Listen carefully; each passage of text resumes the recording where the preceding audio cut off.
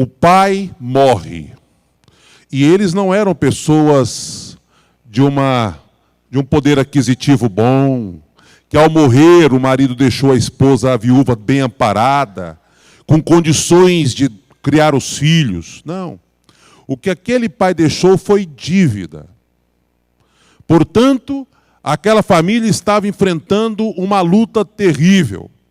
Nesse exato momento desse episódio, dessa história, a gente poderia definir como uma família que está enfrentando perdas. Havia perdido o pai e o marido, havia perdido a esperança, havia perdido até mesmo a dignidade e a própria liberdade, porque os credores chegaram e disseram assim: nós vamos levar os seus filhos como escravos. Eles me serão úteis lá na lavoura, vão trabalhar para mim. E naquela época isso acontecia mesmo. As dívidas poderiam ser pagas através de vidas que eram vendidas como escravas. Portanto, esperança de dias melhores? Nenhuma. A minha pergunta nesta noite é a seguinte: o que você faria se estivesse no lugar daquela mulher? Pensando com sinceridade, como você agiria? Que sentimentos você acha que passaram pelo coração desta personagem? Vamos ver como ela reagiu e tirar daqui desse texto alguns princípios para a gente superar momentos difíceis da nossa vida. Quais são os princípios que nós aprendemos aqui nessa história? Primeiro, todos nós podemos passar por momentos difíceis. Pode repetir esse princípio comigo? Todos nós podemos passar por momentos difíceis. Quando a gente lê a história do sermão, do que Jesus conta no final do Sermão da Montanha, que fala sobre as tempestades, sobre as enchentes, sobre os rios, eles vêm sobre as duas casas. Sobre a casa que foi edificada na rocha e sobre a casa que foi edificada na areia. Sabe o que a gente aprende? Acompanha comigo aqui. É que as lutas, as tempestades, as enchentes, elas não são seletivas. Elas não atacam um e deixam o outro de lado. Portanto, quem é homem de Deus, mulher de Deus, família de Deus, também pode passar por momentos difíceis. Se você ouvir uma outra pregação por aí, ela não é bíblica. E muitas vezes as pessoas tentam enganar com mensagens açucaradas, adoçadas, mas que não têm uma solidez nas Escrituras. Homem de Deus e mulher de Deus adoece. Homem de Deus e mulher de Deus quebra financeiramente. Homem de Deus e mulher de Deus enfrenta problemas sérios com relacionamentos na família. O próprio Senhor Jesus disse: no mundo tereis aflições. Portanto, as tempestades chegam para todo mundo. Agora a diferença é que uma casa cai e a outra não cai. Porque uma estava sobre a rocha. Nesse texto, a gente percebe que esta mulher que ficou viúva, não é? Ela tinha uma luta tremenda pela frente. Os credores chegaram para dizer o seguinte: o seu marido me devia, eu quero pagar, e se você não tiver o dinheiro, eu vou levar seus filhos como escravo. Então, o primeiro princípio que você vai guardar no seu coração é esse: todos nós podemos passar por momentos difíceis. Segundo princípio, na hora da angústia, nós devemos buscar socorro em Deus. Pode repetir comigo? Na hora da angústia, nós devemos buscar socorro em Deus. O que a mulher fez? Na hora que ela se sentiu encurralada, Ela correu para encontrar-se com o profeta de Deus, com Eliseu. O profeta de Deus no Velho Testamento era o intercessor, era o representante de Deus. No Velho Testamento você tinha a figura do profeta, tinha a figura do sacerdote, o profeta fala de Deus para os homens, o sacerdote levava a intercessão dos homens perante Deus, e havia esta função sacerdotal e profética muito ativa no Velho Testamento. Hoje também tem, só que deixou de ser uma figura especial. Você pode exercer o ministério sacerdotal na vida de alguém, e você pode exercer o ministério profético na vida de alguém. Mas a grande questão neste ponto é a seguinte: quando as coisas apertam, a quem você recorre? Onde você vai? Para quem você leva os seus problemas, as suas lutas, os seus desafios? É interessante porque ainda hoje, mesmo que os tempos tenham mudado com relação a sacerdócio e o ministério profético, o desafio que eu quero que você leve no seu coração para casa é que eu preciso continuar buscando respostas para minhas perguntas, alívio para as minhas ansiedades naqueles que são portadores da palavra de Deus. Hoje pela manhã eu estava dizendo, nós precisamos melhorar a nossa responsabilidade de portadores da palavra. Porque o mundo precisa, as pessoas precisam. E a quem essas pessoas irão recorrer? A nós, a você, a mim, a quem manuseia a palavra, a quem lê a palavra, a quem conhece a palavra, a quem pratica a palavra. E nós precisamos disso. Agora é interessante porque muitas pessoas, já que nós estamos falando de Deus provedor, a ênfase está em finanças. A quem você recorre quando as coisas na área econômica não vão bem? Muitas vezes, antes de buscar o conselho de Deus, antes de perguntar qual é a vontade de Deus, antes de se curvar em oração diante de Deus, as pessoas procuram os recursos que estão disponíveis. Vão ao banco, aos agiotas, à factory, à penhora de bens, ao pensamento secular. Ela vai procurar os seus próprios meios para solucionar o problema. Mas eu queria que nós aprendêssemos um princípio. Não preciso ficar sozinho. Deus vai usar pessoas para me orientar, pessoas para me ajudar. Eu tenho que ter humildade para recorrer às outras pessoas e sempre colocar Deus em primeiro lugar. Sexta-feira, eu recebi uma ligação de um pastor de uma grande igreja, bem maior do que a nossa, aqui em Goiânia. E ele disse, colega, ele me chama assim, você tem algum material na área de finanças para mandar para mim? Porque eu quero dar uma série de sermões na nossa igreja a respeito deste assunto. Aí eu contei para ele que eu estaria começando hoje o Deus Provedor, dei algumas dicas de como ele conseguia esse material, dei o telefone do pastor José Nilton para ele, e ele estava me dizendo, sabe por quê? Ele é um pastor bem-sucedido, ele é secularizado. E ele disse o seguinte, esses dias atrás eu estava aconselhando uma família, e eu dei para eles princípios tão simples, tão básicos. E eu disse para o pai daquela família o seguinte, olha, deixa eu dizer uma coisa para você, nunca compre fiado, ou no cartão de crédito, ou para pagar depois, nada que você possa viver sem. O que a gente pode viver sem, eu tenho direito de comprar, desde que eu tenha o dinheiro para comprar à vista. Agora, se eu não tenho dinheiro, eu vou fazer dívida por algo que eu posso viver sem? Esse é um princípio que eu trago na minha vida. Não é? Segundo, aprenda a viver com pouco, com menos. Não é? Largue de ganância, de cobiça. E aí ele falou outras coisas que eu não me lembro. Aí ele disse que terminou o conselho no gabinete pastoral, disse que aquele casal virou para ele assim, pastor, o senhor não pode guardar isso só para o senhor. O senhor tem que ensinar a igreja. Não é justo o senhor ter isso e não ensinar a igreja. A igreja precisa desses princípios. E aí ele estava preparando uma série de mensagens sobre mordomia para pregar para a igreja e aí me ligou perguntando sobre material. E aí, providencialmente, nós estávamos preparando este material. O que nós precisamos é lembrar de princípios que durante essas 6 semanas poderão ser colocados em prática.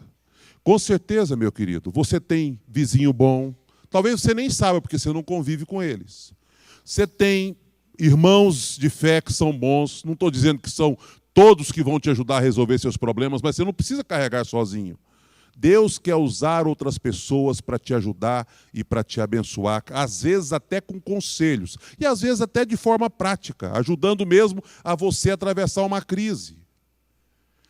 Mas na hora da angústia, se você quer de fato que Deus opere um milagre e ponha a sua boa mão na sua vida, você precisa colocar Ele em primeiro lugar e dizer, na hora da angústia, eu vou buscar socorro em Deus. Terceiro princípio, amém. Reclamar e culpar os outros não trará solução para os problemas. Esta mulher, ela poderia ter dito o seguinte, profeta, eu vim aqui porque aquele meu marido, desculpa, ele já morreu. Mas não dá, como é que esse homem passou a vida sem pensar em nós? Estou sofrendo por culpa dele, tem credor na minha porta por culpa dele. O cara morre e não faz um seguro de vida. O cara morre e não deixa nada para a viúva.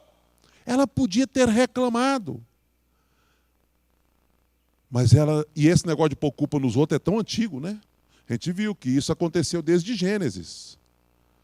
É culpa da mulher, a mulher não é culpa da serpente. Sempre você está arrumando culpados para o seu problema. Não foi isso que aquela mulher fez. Pelo contrário, ela foi lá e elogiou o seu marido como homem temente a Deus. Deixa eu te dizer uma coisa para você. Preste atenção no que eu vou dizer. Quando você reclama muito, quando você culpa os outros, quando você vive murmurando, você adoece. Esses elementos trazem um peso de amargura para a nossa alma. Sabia? Doenças são desenvolvidas a partir desta situação, murmurar, reclamar, culpar os outros, atitude que desagrada a Deus, desonra a Deus, traz resultados negativos. Esta mulher não fez isso.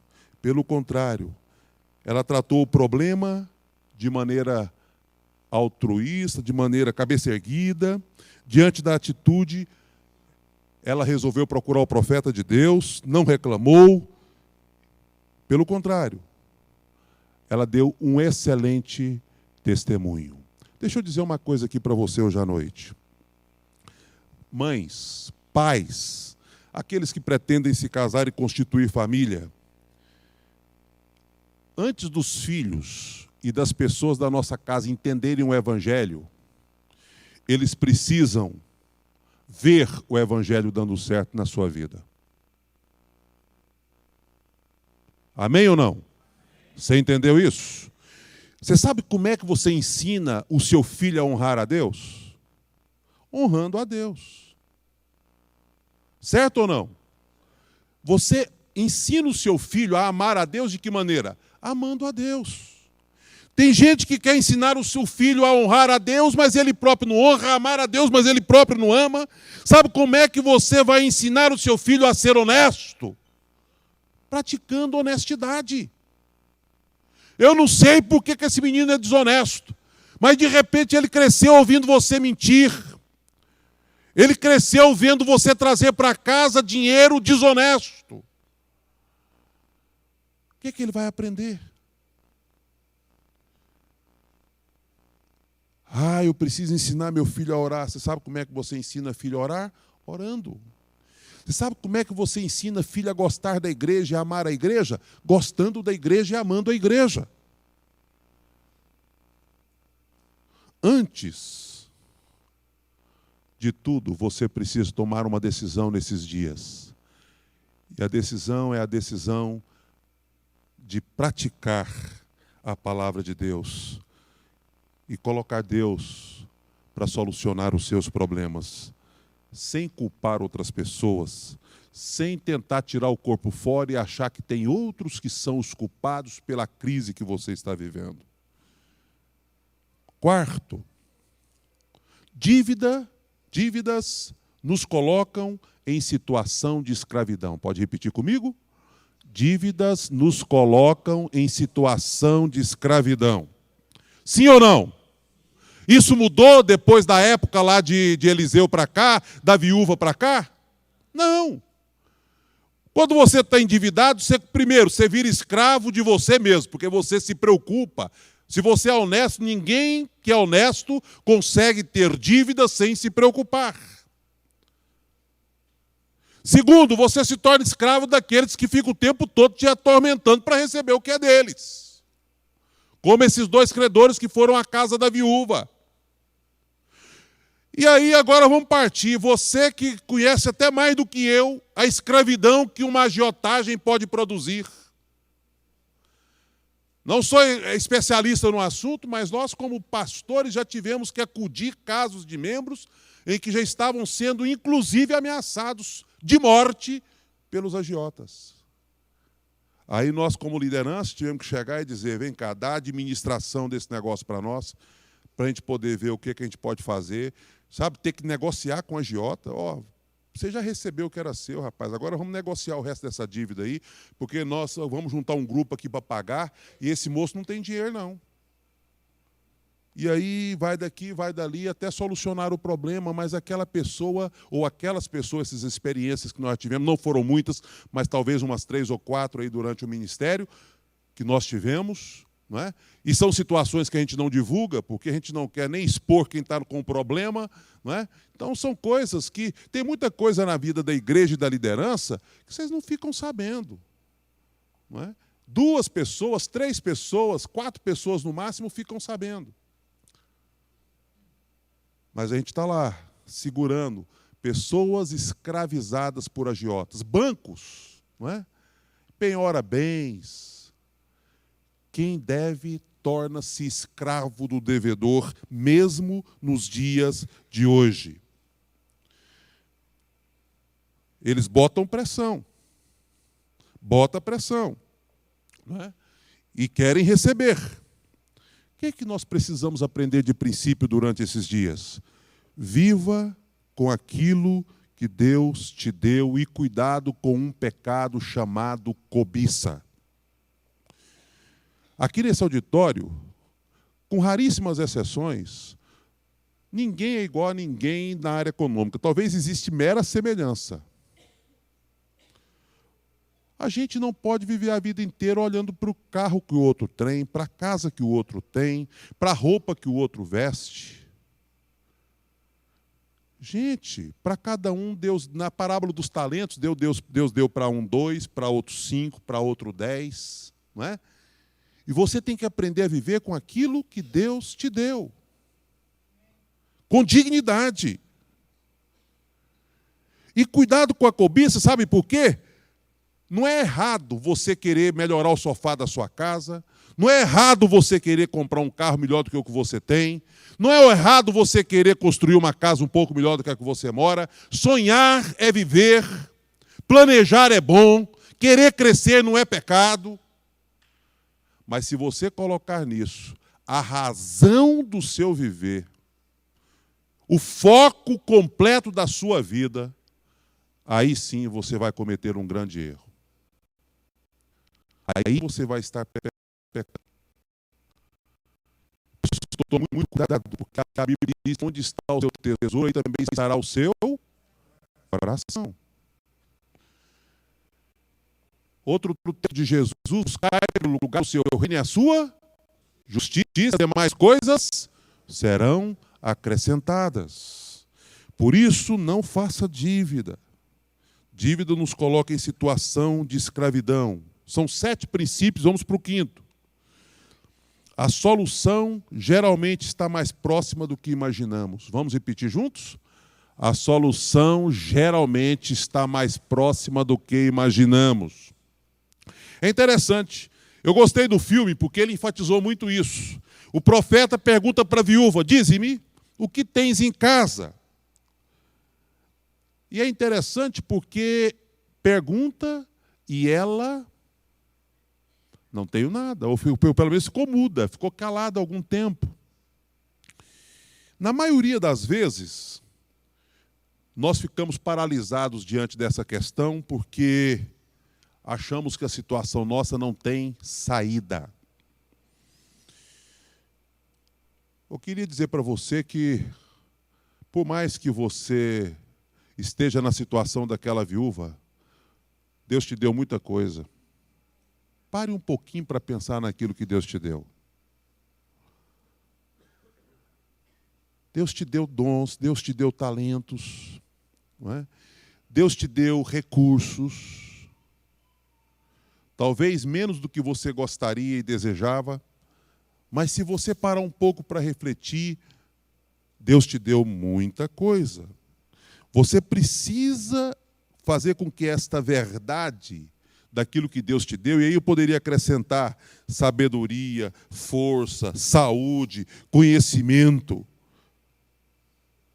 Deus te deu muita coisa. Nesse livro que a gente vai ter como base aí, tem uma ilustração de um homem que quebrou, perdeu tudo que tinha, e aí, no meio dessa situação, ele, como homem de Deus, começou a orar, buscar a Deus com família, e a certa altura ele ouve a voz do coração, o Espírito Santo falando no seu interior, dizendo o seguinte: a solução está em suas mãos. E ele era de uma igreja em Minas Gerais e um empresário falido em Minas Gerais.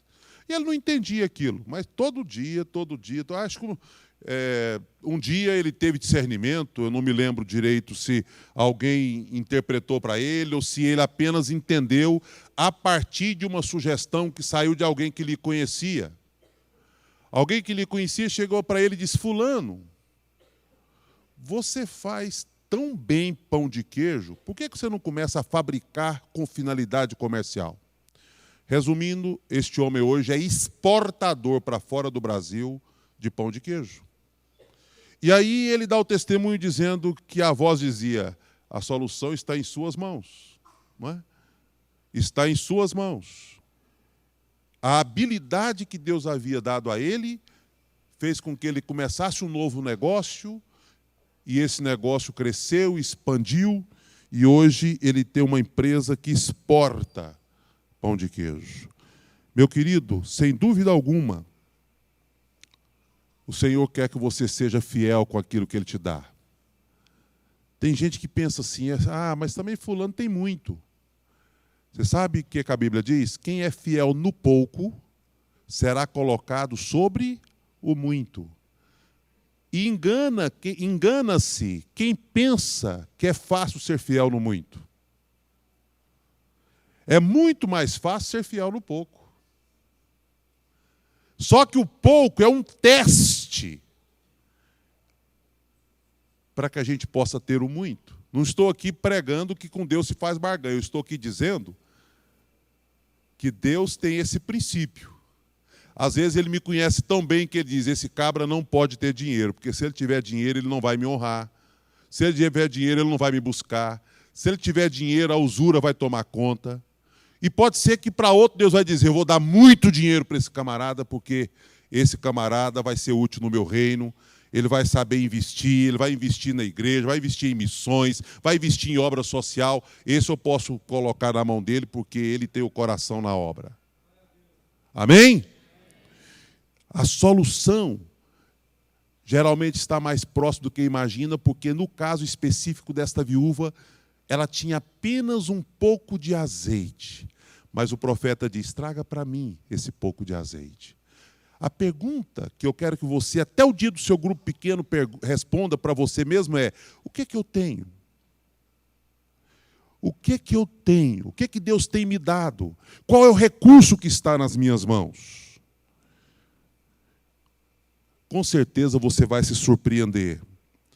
Sexto, compartilhe as dificuldades com seus filhos e deixe que eles testemunhem os milagres de Deus. Repita comigo. Compartilhe. e deixe que eles testemunhem os milagres de Deus. Tem gente que quer poupar o filho, o trem está indo de mal a pior, mas você continua mantendo a aparência. Continua comprando o que o filho gosta, continua gastando, porque não deixou. Um dia eu saio desse buraco, deixa eu guardar meu filho disso, deixa eu poupar meu filho dessa situação. Deixa eu dizer uma coisa, quando você poupa o seu filho de saber a realidade dos fatos, você também está impedindo ele de depois testemunhar o milagre de Deus. Sabe o que o profeta disse? Entra, fecha a porta sobre ti e teus filhos. Teus filhos vão participar. Fala para eles ajuntarem as vasilhas dos vizinhos, na estratégia do profeta. E traga muitas, não poucas. É interessante, nós queremos, pela fé, entre aspas, poupar os nossos filhos, mas quando a gente poupa, a gente deixa de edificá-los. A gente pede que ele aplique na vida dele, ou que eles apliquem na vida deles, aquelas coisas que são próprias dos princípios de Deus. No processo de restauração, de milagre, ensine seus filhos a resolver os problemas deles com a ajuda de Deus. Sabe o que os filhos dessa mulher aprenderam? Que Deus ajuda, que Deus opera, que Deus participa dos nossos problemas e apresenta a solução milagrosamente. Eles podiam ter perdido essa bênção. Os pais muitas vezes fazem com que os seus filhos percam esta bênção. Uma outra coisa interessante nesse texto é que o milagre vem de Deus, mas nós precisamos participar. Tem gente que pensa que vai deitar, vai pedir a Deus e as coisas vão acontecer automaticamente. Negativo. O milagre da multiplicação do azeite aconteceu, mas juntar vasilhas era tarefa da família. Encher as vasilhas era tarefa da família. E depois vender o produto final era tarefa da família. Vocês vão vender.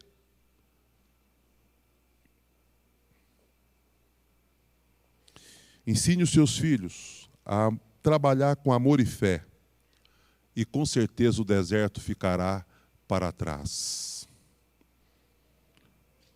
Antes de falar sobre o coração agradecido, daqui a pouco você vai repetir comigo, é o último princípio.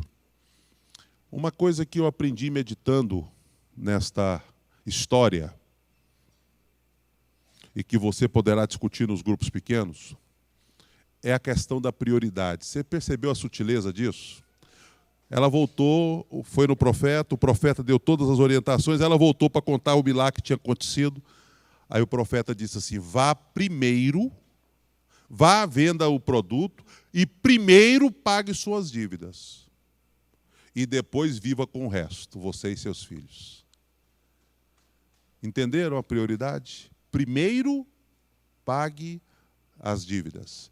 Depois você e seu filho, seus filhos vão viver com o resto. Qual é a sua prioridade? Você consegue entender que, primeiramente, você tem que acertar sua vida, organizar sua vida, pagar suas contas e depois viver com o resto? Agora, o último princípio. Tenha um coração agradecido. Pode repetir comigo? Tenha um coração agradecido.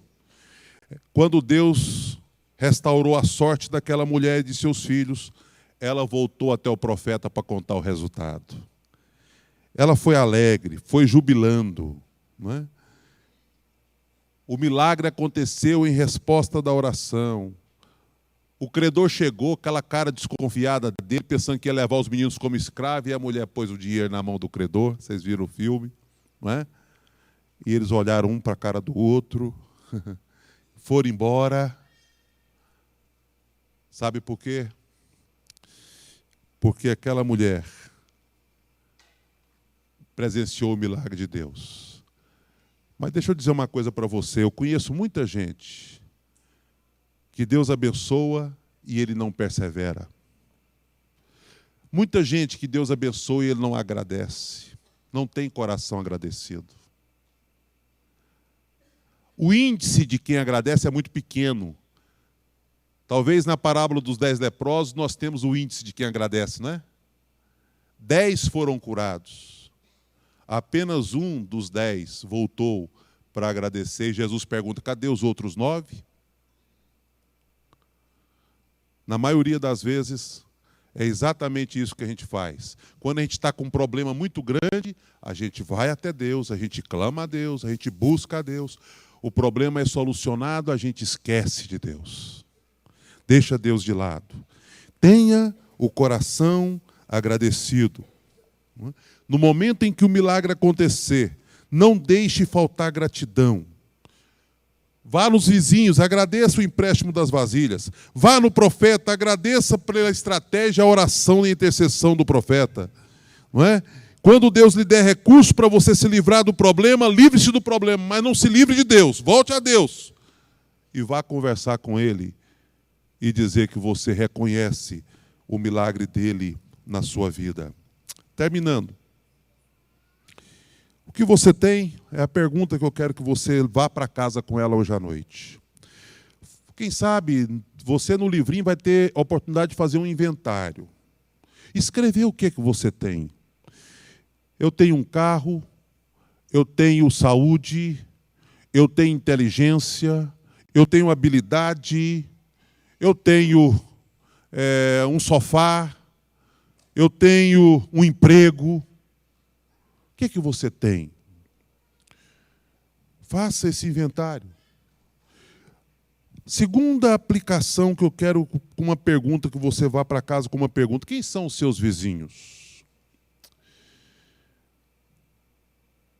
Aquelas pessoas a quem você pode recorrer para pedir ajuda. Pessoas que Deus coloca na sua vida. Agora, só que é uma via de duas pistas, não é? Uma questão é, quem são os vizinhos que podem me ajudar? Mas a outra é, quem são os vizinhos ou as pessoas a quem eu posso ajudar? Se alguém me precisar de mim. Avalie seu nível de mordomia financeira. O que eu tenho feito com aquilo que Deus tem me dado? Pouco ou muito? O que eu tenho feito com aquilo que Deus tem me dado? Como é que eu administro aquilo que Deus tem me dado? Deus é tão generoso, você pode administrar e ser tão abençoado, viver de modo tão digno, desfrutar de tanta coisa boa, mas você precisa também pensar que nada que Deus nos dá deve ser administrado com irresponsabilidade, como se não tivéssemos que prestar conta, porque tem gente que pensa assim, quando eu sou dizimista, eu viro as costas e posso fazer o que eu quero com o que sobra. Não é assim, não. Nós somos mordomos porque tudo é de Deus. E eu devo administrar aquilo que Deus me dá com muita responsabilidade.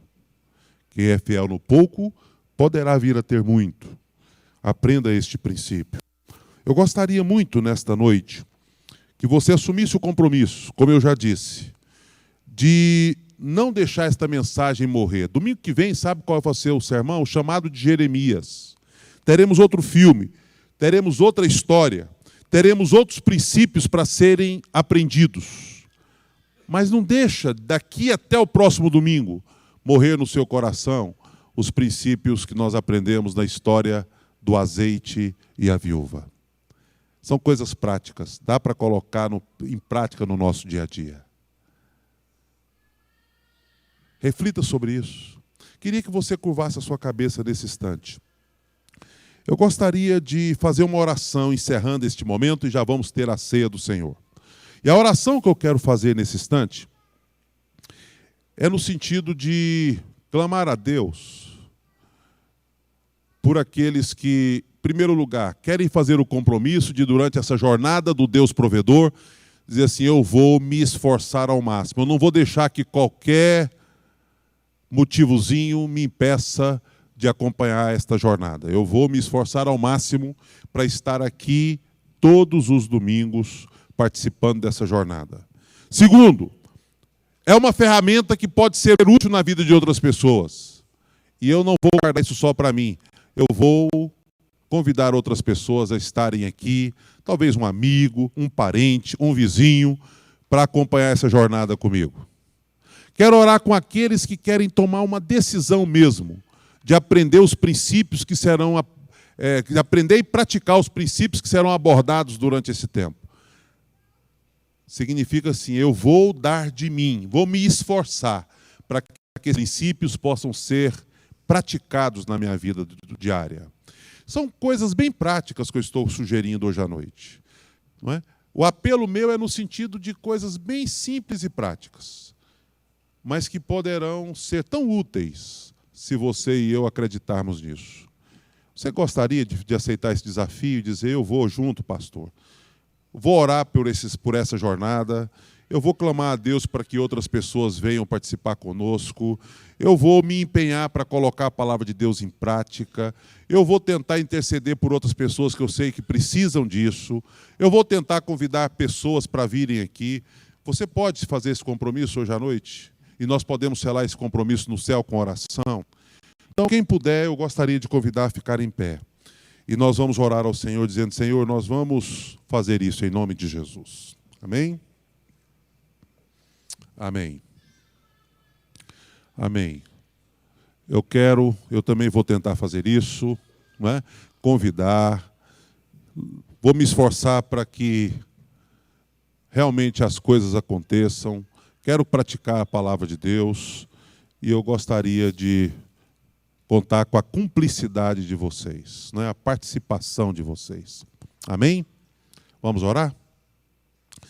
Pai, eu te agradeço por esses irmãos, que cada domingo a gente possa ter, ó Deus, gente nova ouvindo a Tua palavra. E que esse tempo, com textos bíblicos tão relevantes, possa ser um tempo de muito milagre, de muitas bênçãos espirituais na nossa vida pessoal e na nossa vida familiar. Deus, abençoe mesmo esta igreja para que possamos, como igreja, crescer na palavra. Esses princípios que a gente aprende na história desta mulher são tão elementares, mas muitas vezes tão ignorados por nós.